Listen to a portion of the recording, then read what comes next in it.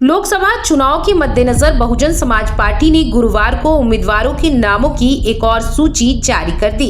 इस लिस्ट में पार्टी ने 11 उम्मीदवारों के नामों का ऐलान किया है।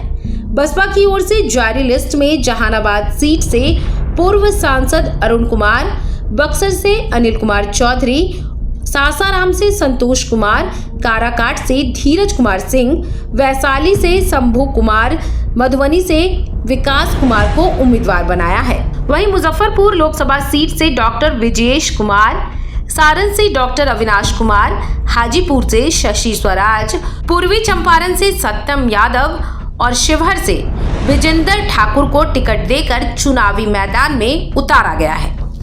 इससे पहले बसपा ने बिहार की 19 लोकसभा सीट पर अपने उम्मीदवारों के नामों की घोषणा की। बता दें कि बसपा ने बिहार में सभी 40 लोकसभा सीटों पर चुनाव लड़ने का ऐलान किया है। वरिष्ठ पत्रकार धीरेन्द्र कहते हैं कि मायावती के उम्मीदवार सबसे ज्यादा लालू यादव की पार्टी को नुकसान पहुंचाएंगे।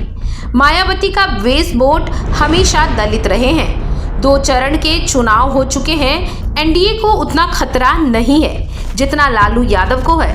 यदि बक्सर में बीजेपी और स्थानीय उम्मीदवार आईपीएस आनंद की लड़ाई में आरजेडी उम्मीदवार सुधाकर सिंह को सफलता मिलती, मायावती के उम्मीदवार उतारने से अब उसकी संभावना कम है।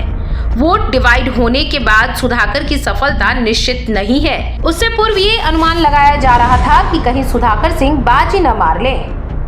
वहीं दूसरी ओर वरिष्ठ पत्रकार सुनील कुमार पांडे कहते हैं कि काराकाट से मायावती ने धीरज कुमार सिंह को उम्मीदवार बनाया है। यहां पर महागठबंधन के उम्मीदवार राजा राम को इसका घाटा होगा।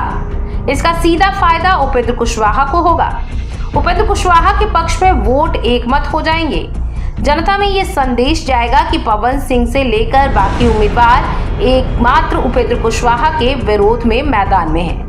दूसरी ओर जहां तक सारण लोकसभा सीट का सवाल है, सारण में लालू यादव की बेटी रोहिणी आचार्य चुनाव लड़ रही हैं। बसपा के उम्मीदवार उतारने से आरजेडी को पूरी तरह घाटा होगा।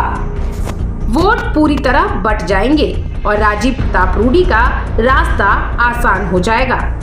बसपा ने इंडिया ब्लॉक के समझौते के तहत कोई काम नहीं किया है। बहन जी अकेले चलने में विश्वास रखती हैं। बहन जी की वजह से अब इंडिया गठबंधन के उम्मीदवारों को परेशानी होगी।